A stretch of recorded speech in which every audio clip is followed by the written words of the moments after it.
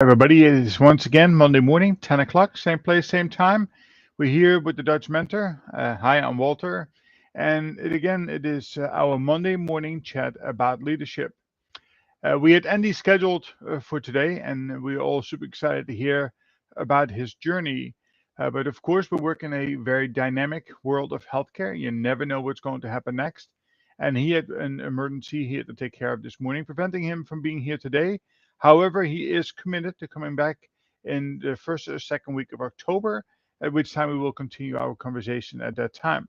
However, I know how passionate Andy is about continuous leadership development because that's how he ended up in the position that he's in today. So I thought it was extremely timely that I introduced to all of you the 70-20-10 learning module. It's one of my Learn to Learn series, but it's really insightful on how the adult brain is working today. And it is not the way we think it is working, and it is quite evident by the way we continue to teach our leaders in the organization by sending them to webinars and conferences and workshops, which is not the most effective way to learn. It is really about learning on the job in a less structured way, more in a repetitive way. And the 70-20 model is really helpful to break that down. And I will give some concrete examples on how you, as a student of leadership, or you as a leader who's in a position to lead others, can take this model and help develop and set your team up for success. So I'm going to just click over here. You can always ask a question along the way.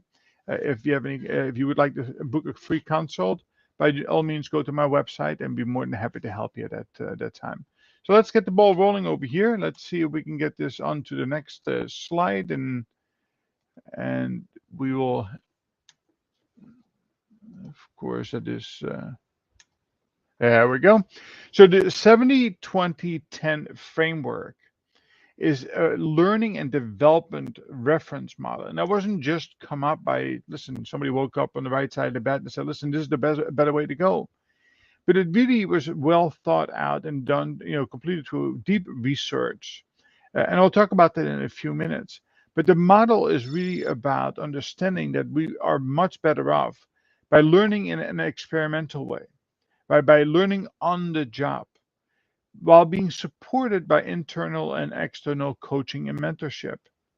Although we don't want to underestimate or understate the value of formal learning, and I truly believe in that as well. So I encourage all of my students and folks that I work with on a regular basis to continue on their path of getting their bachelor's and getting their master's degree. But it is more beyond that. And really, the word is that if you want to set up an individual development plan, and you want to take your career on a trajectory of success, however you define that, right? Whatever your big dream is, this model, the 70-20-10 model, is really helpful for you to be able to not only design your journey, but also to measure your journey along the way. But like anything else, it requires some work on your part, right? It is, you cannot, as a student of leadership, as a student in life, you cannot depend on others to do for you. You really have to take the bull by the horn and to grasp onto a concept and help drive this. So it is your role and responsibility to bring this to your leader if this is not an established way of doing a development in your organization. Of course, I'm here to help you and assist you. Again, you can book a free consult. Be more than happy to chat about this. And I'll talk about it later in the program, how I have adopted this model in the work that we do every day at the Dutch Mentor. So according to the 70-20-10 model, it is an effective professional development. It is that comes from learning, not training.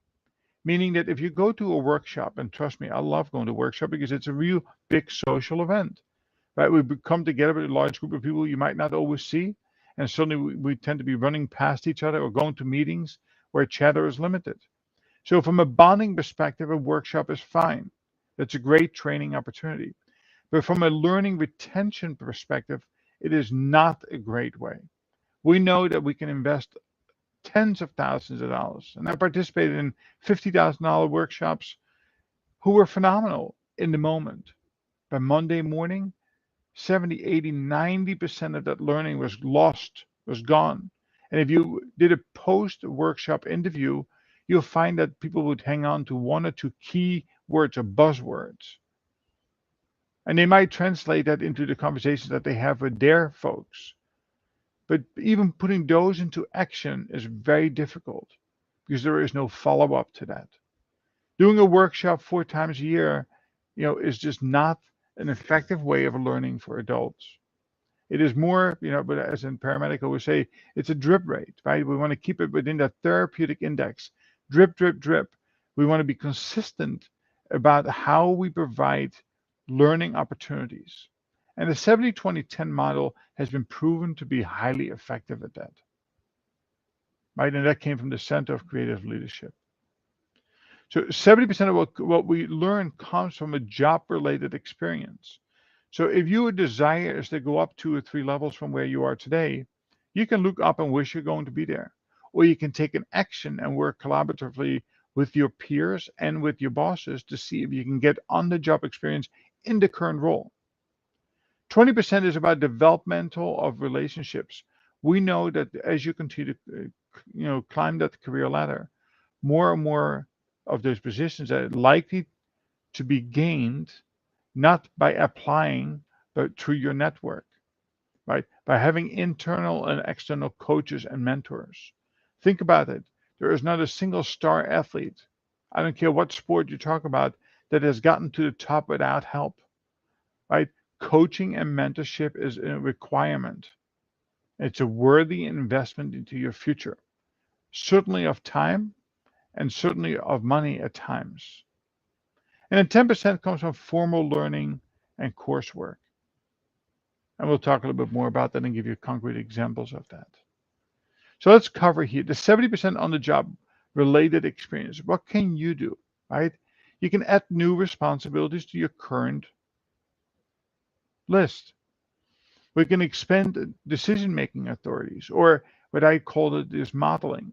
If you're not in a position to make a decision, the final decision, make a decision prior to going to your boss. See if you come up with the same decision as he or she does.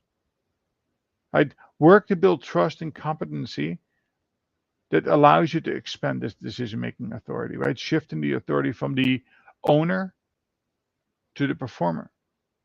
Increase the employee's management of others, especially those people who have been single contributors, who desire to go into people-leading functions in the future. We have to create opportunities for them to be able to lead one or two others. Right? It is really important to learn to lead people. Include the employee in more senior leadership roles, leadership meetings. This is a very powerful way, right? This is a cheap opportunity. Get a back row seat at the board meetings or another senior level meeting so they can at least observe and see what is taking place, how decisions are being made. Right? Include employees in forecasting and budgeting. Again, part of our Leadership Academy, we talk about capital planning and budget planning. Too often people are not included in this. This is a really great way for you to get a deeper understanding of your P&L management of your department or division. Right? Cross-functional involvement in projects. There's always process improvement projects take place across the healthcare stream, really in any company. Get engaged. If it is not your area of expertise, then at least be fresh eyes. Bring a new perspective. Help the team think outside of the box. It's a great way to do networking, right? Get to know more people, as well as get to understand how things function outside of your current roles and responsibilities. And then help, bring the employees into the hiring process itself is a great way of giving them exposure to what it takes to find the right person for the right role. Listen, there's an example list that goes on and on. The key thing is here to take meaningful action in order to give people the opportunity to continuously learn while in role, albeit 2 hours or 5 hours out of their work week. But it is your investment as a leader into the next level leader, right? It's creating hope and opportunity. So 20% of the time is interaction with others, right? It's with individuals. It's a mentor or mentee relationships or reverse mentoring, right? You become the mentor. Make sure that you are committed to setting up regular coaching sessions. Introduce the employee to leaders outside of the organization or encourage people to come join Healthcare Leaders of New York or ACHI of New Jersey or ACHI of Miami or the other 50, 60 groups that are around the nation. It is important to be part of an association and interact with people on a regular basis, albeit digitally or going to physical in-person events or a combination thereof. Another thing is to conduct a regular 360, critical feedback session with people, both your family members, your friends, but your employee, the people who you work with and for, to get a deeper understanding who you are and as a person, right? What is my real me, perceived me, and my desired me? And then encourage peer-to-peer one-to-one meetings, focus on reflection, not just a task, right? Have an opportunity to chat about things. Again, these are powerful examples on how you can interact with others to make it meaningful, part of your day that will help you gain insight and competency as a leader, certainly as a people leader. And the 10% is the formal events. And I'll give you a shameless plug over here, but it's an example on how we set up our programs at the Dutch Mentor. Right? Our mentorship program, the 16-week academy or the 7-week pure leadership program, is specifically designed to help with the behavior or understanding how the adult is learning. And I would encourage you to do the same thing. Is when you go out and find programs, don't go just a program where you sit in the classroom and learn. That's not the best way to convert it to long-term gain, right? The long-term actionable change in the work environment. Right? Our programs have weekly lectures, short, quick, to the point, right? In that 20-minute time frame where the adult learner can, consume. Much beyond that, things are lost, right? There's a heavy emphasis on cohort discussion and sharing experiences. Recommend books to your peers to read, things that you found insightful. We will have some focused quick workshops like 5S or individual development plan or learning to lead with love. We share videos and webinars. YouTube is a phenomenal resource to be able to dive a little deeper into a specific topic. Again, short micro learning opportunities. Daily ebooks and articles and sharing of tips.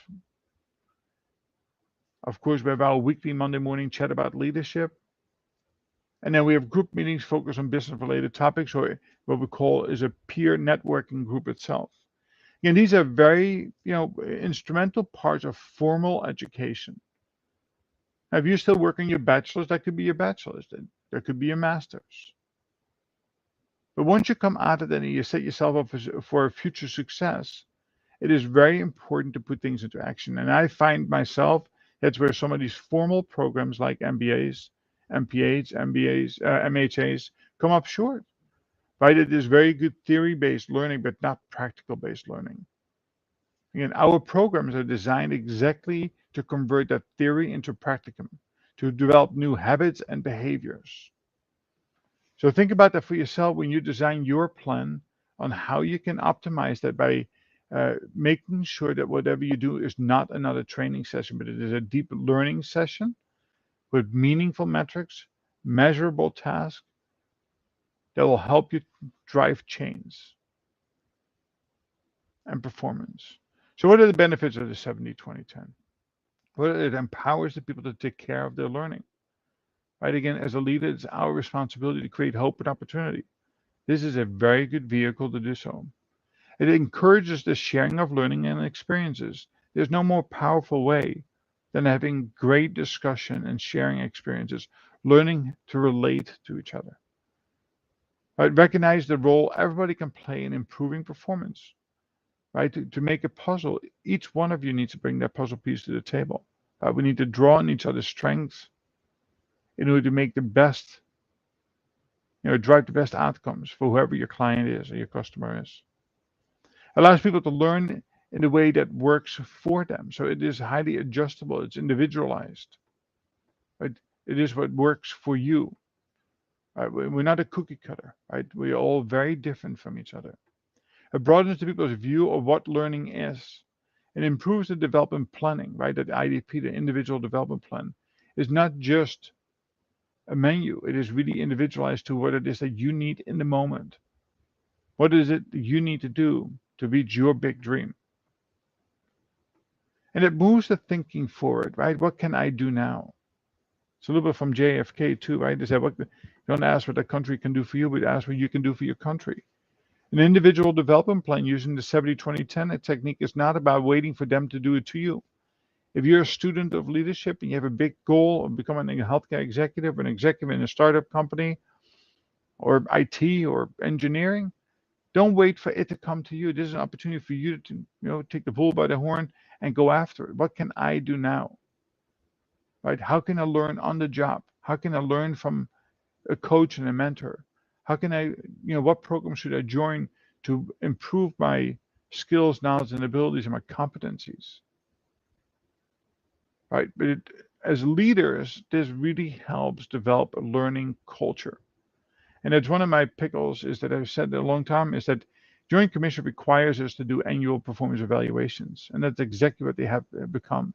Once a year, we dust them off, we check them out, we set goals, put them back on the shelf, we comply. A year later, we check it. Sometimes we make the goals, sometimes we don't make the goals. It's okay, we'll redo it again year after year. But we need to break that cycle. As leaders, it is our responsibility to create hope and opportunity, to encourage continuous development of self as well as of others. And that's where the 70-20-10 model really comes into play.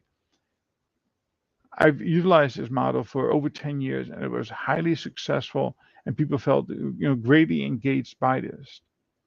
Right? They can learn how to drive this. If you don't trust me, just look on the screen. You certainly can recognize the big companies in the world: Dell, Philips, Nokia, Gap, Reuters. A lot of large companies have adopted this as a better way of providing development to their organizations. So to wrap it up, again, at the Dutch Mentor, we provide Leadership Academy and a Pure Leadership Power program for aspiring, emerging leaders. Right? My greatest passion is to work with people who are closing the gap between doing and leading. And those are likely the supervisors, the managers, the directors, even up to the AVP level. Of course, we provide executive coaching to the senior staff as well, but this is really where we find the gap. Too many leaders lead well below their privilege. Why? Because they don't have the skills, knowledge, and abilities to lead with competency, to lead with empathy, to lead with great character. They need the additional support and insight on where they lead from today. What is a desired place they want to lead from? How to close the gap between where I am today and where I want to be in the future. And that's what we'll learn in the 16-week program in the academy itself. We'll talk about people leading skills. We'll talk about solving problems at root causes. We'll talk about how to operationalize your team and set a rhythm into place with meaningful metrics and great cadence of accountability.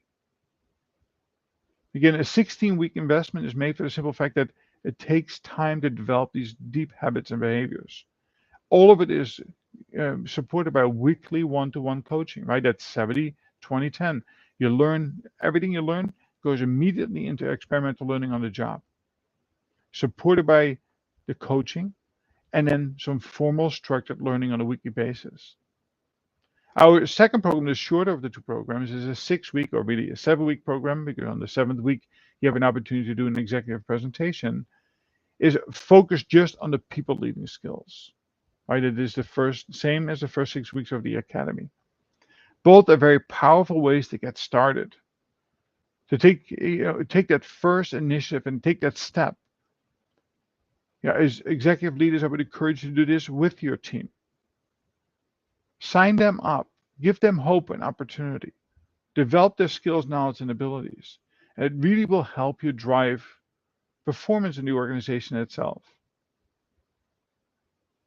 So with that said, if you have any questions at all, again, thank you for paying attention today. Andy will be back in the first or second week of October as we continue our series in September. We have 4 phenomenal speakers coming up. with really interesting stories. But we always have a backup plan because, again, in healthcare, we never know what we'll run into, and we can be, an emergency can happen at any time. If you would like to visit me at the on my website, thedutchmentor.com, you can sign up for a free consult, or you can always just call or text me on 646-208-5217 and live by the rule 70-20-10. Have a wonderful day, everybody, and we'll talk soon again.